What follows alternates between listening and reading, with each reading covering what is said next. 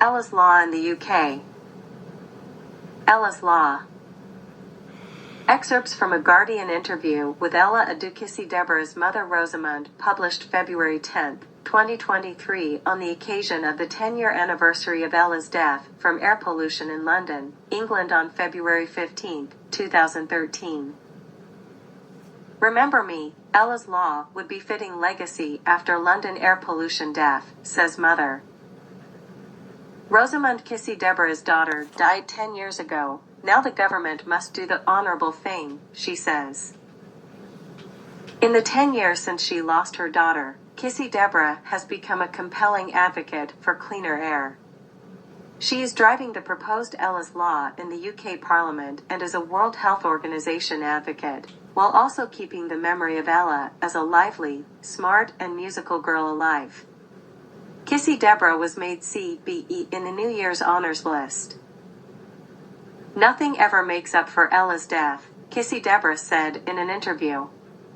A society is judged by how it treats its most vulnerable.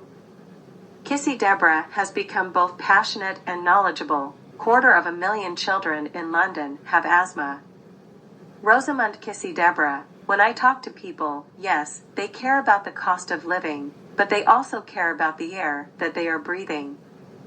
I can't think of anything air pollution hasn't been linked to, she says. We have miscarriages, stillbirths, low sperm count, men be worried, autoimmune diseases, cancers. The anniversary on Wednesday will be marked by breathing-themed artworks projected on the Rambert building. Kisi-Debrah wants the event to show the government that people worry about clean air. We think the government wrongly feels this is something people don't care about. I feel like the British public has been hoodwinked into thinking this is a little green issue some middle-class people are concerned about. No, this is something that impacts all of us. Much of her focus at the moment is on Ella's Law. The Clean Air, Human Rights Bill, which has passed in the House of Lords and is due to have its second reading in the Commons later this month, would make clean air a human right and set a date of 2030 for compliance with key pollution standards, 10 years earlier than the government's current date.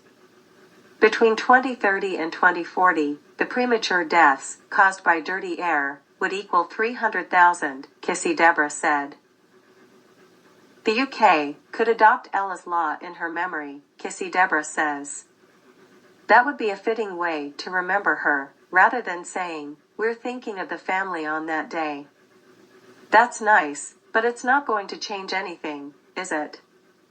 All Mr. Sunak has to do is to go into Parliament tomorrow and introduce it. The government owes a duty to its citizens. I'm not going to chain myself up and sit in. I think I've suffered enough. I just need them to do the honorable thing. Even if Ella's Law passes in the UK, Kisi-Debrah does not expect to stop there. There is work to be done across the world. People write to me from India and elsewhere saying, don't forget us. The government's response has been poor, says Kisi-Debrah. Monitoring is really important. You're letting the people know what they're breathing.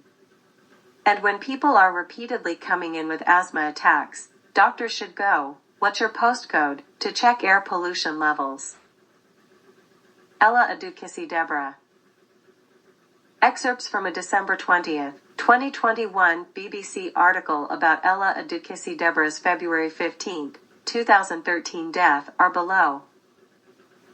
Ella Adukisi-Debrah, a 9-year-old girl who died following an asthma attack, became the first person in the UK to have air pollution listed as a cause of death after an inquest. Her death happened exactly 10 years ago today, February 15, 2023. A December 20, 2021 BBC article stated that, in London, England, Southwark Coroner's Court found that air pollution made a material contribution to Ella's death. Professor Gavin Shattuck, a government advisor on air pollution, called it a landmark decision. At the conclusion of the 2-week inquest, Coroner Philip Barlow said Ella had been exposed to excessive levels of pollution. The inquest heard that in the 3 years before her death, She had multiple seizures and was admitted to hospital 27 times. The coroner said, "I will conclude that Ella died of asthma, contributed to by exposure to excessive air pollution."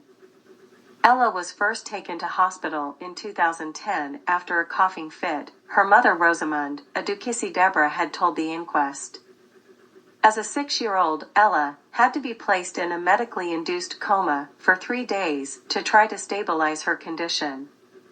By the summer of 2012, Ella was classified as disabled, and her mother said she often had to carry her by piggyback to get her around.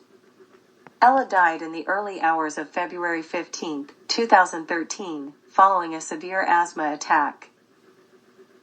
Ella was classified as disabled due to her respiratory problems. A 2018 report found unlawful levels of pollution, which were detected at a monitoring station 1 mile from Ella's home, contributed to her fatal asthma attack.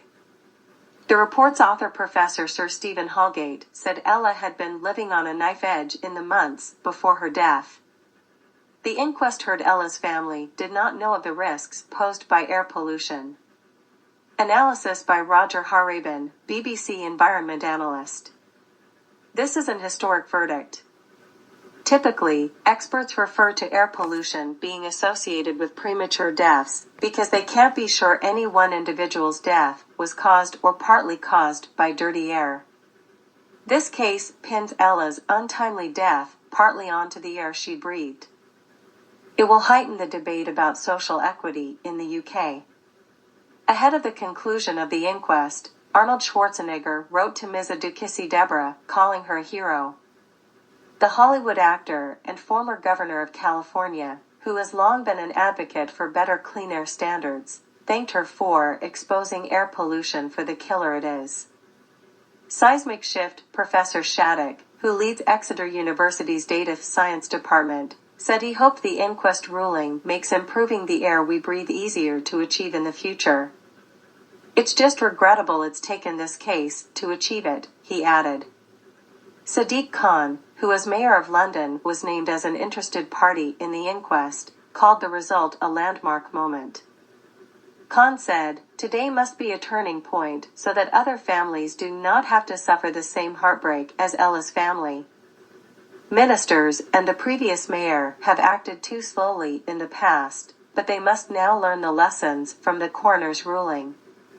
Sarah Woolnow, chief executive of Asthma UK and the British Lung Foundation, called on the government to outline a public health plan to protect against toxic air immediately.